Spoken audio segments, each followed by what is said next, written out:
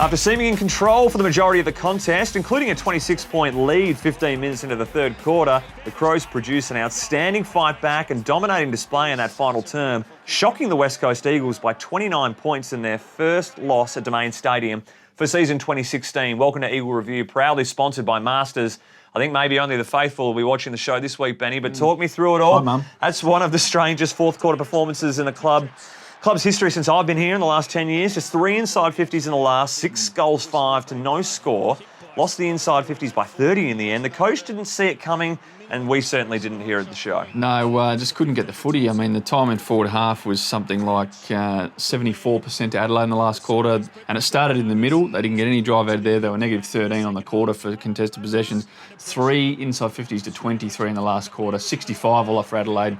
And only 35 for the game for the Eagles, so that's nowhere near enough supply. It was only 17 to 28 tackles in the last quarter, so it was just not a good quarter for West Coast. It was perplexing because we were playing such great footy going into it. The contest was hard. 4 goals from stoppages to none leading into the final quarter or second half. The differential from a half-time deficit, up 19, and to lose by what we did, that's a massive swing. 14 more contested disposals from Adelaide in the last. They seem to just want it more. Some fans will question the hunger, whether it was there. Simo said he's been proud of his troops on every other occasion because we haven't laid down, but on this occasion it probably did.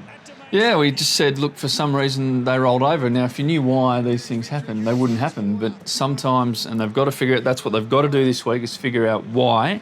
Harsh review coming up, I'm tipping. You really don't want to harp on it because he had a pretty decent game, Jack Darling, from the limited supply, but that missed shot on goal in the third quarter when Adelaide rebounds 3 minutes later and goals, turning a 25-point possible lead into the main change to just a 2-goal lead. That seemed to be a momentum killer. Yeah, from there, now it wasn't because of that, but certainly from that point onwards, it was all downhill. Pritis tried hard all night. You've got to tip your cap to him. 29 disposals, 16 contested and 12 tackles. Seemed everywhere with his first touch and defensive pressure. Sometimes the ball was just trying to find him at occasions. But you've probably got to give a bit of credit to Pritter for trying it out to the very end. A bit of credit. You've got to give him bloody all of the credit. He was almost a one-man band there at stages. Every week you know what he's going to deliver. Yowie really helped early, so did Shuey. He was really good late as well, but not enough support for the great man. Remarkable scenes just moments before the first bounce. Sam Butler, a late withdrawal, literally minutes to go. Xavier Ellis coming from the stands. Can you talk us through your experience? Because you saw him on the way through the club. Yeah, that's right. So I'm at my desk ready to go, waiting for the game to start, and then Xavier Ellis screams past me, throwing the can of Coke away, undoing the tracksuit, going down. He looks like Superman looking for the phone box.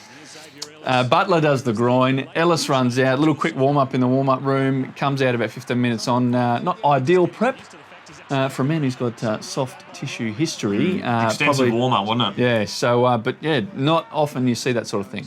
Barras also a late call-up. Eric McKenzie, very crook. Something going around at the club. Can't wait to catch it, by the way. But you've got to be happy with his performance and the way he battled it out as well. Yeah, he's been in terrific form in the waffle, bloody terrific form in the waffle, and he's got his chance, albeit through illness too easy, but came in and I thought he was pretty good. Thought it was stiff the way Betts got a goal on him in the opening couple of minutes, though. It was a decent chase and he ended up affecting the kick. I've kicked hundreds of balls like that out at an oval and they've never gone through the sticks. Yeah, it reminded me of, was a big LJ hooker chasing Buddy Franklin at the G with a big grimace.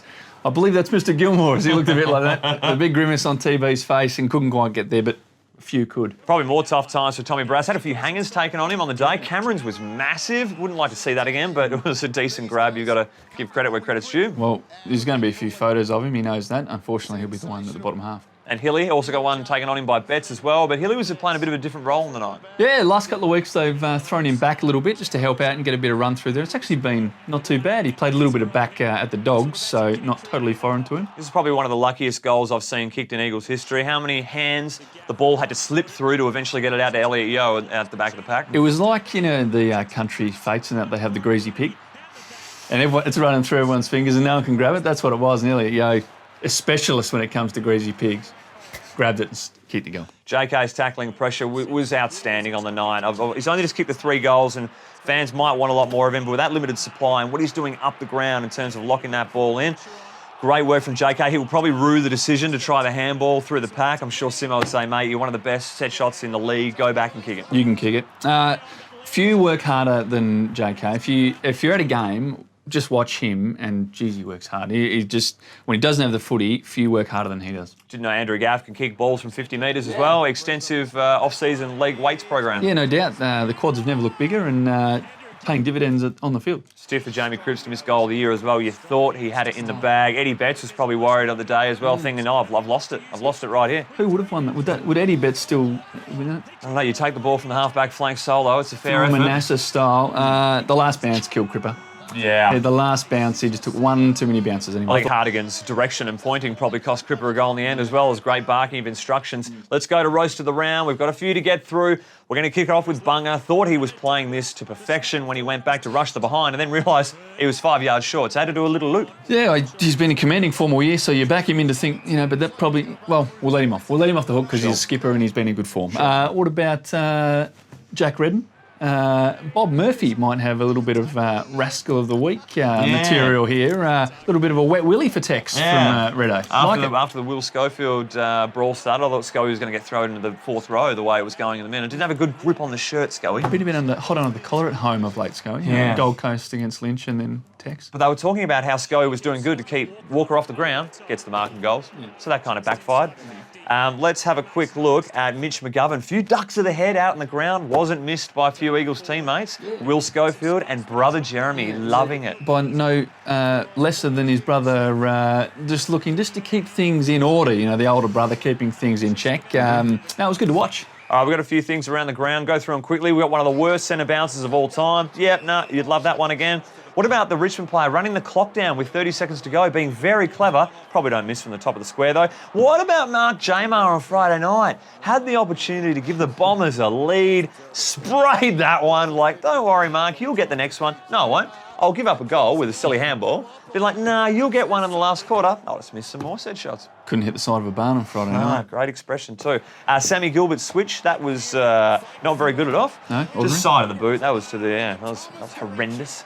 And that's probably all I got. But the winner, why don't you present it, Ben Roberts? Well, see, originally we thought, the review in the second quarter, Tex Walker, we all saw it, we all were confused by it. Initially, it shouldn't take that long to get, pause it at the point of contact. That took How many points of contact do you have, sir? Yeah, well, one that was too long.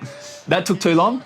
Little roast there. Then missing a goal on the goal line, Tex, roast there. Yeah, interesting decision. Carrying the ball over the line with the foot. You don't see it too often. Terminology used by the review umpire, little roast there. Yeah, roast them. Just keep it simple. Roast them all. Roast them all. Yeah, roasts everywhere. Yeah. We appreciate your company. Thanks again to Masters. And we'll see you again next week, gang. Bye. Do you want to be a part of WA's more awesome squad? Prove it. You can win 5 tickets for you and mates to come to a West Coast Eagles home game. Just snap a photo of you and your other squad members, #MastersSquad, and head to Masters Instagram or Facebook page to get the ultimate fan experience.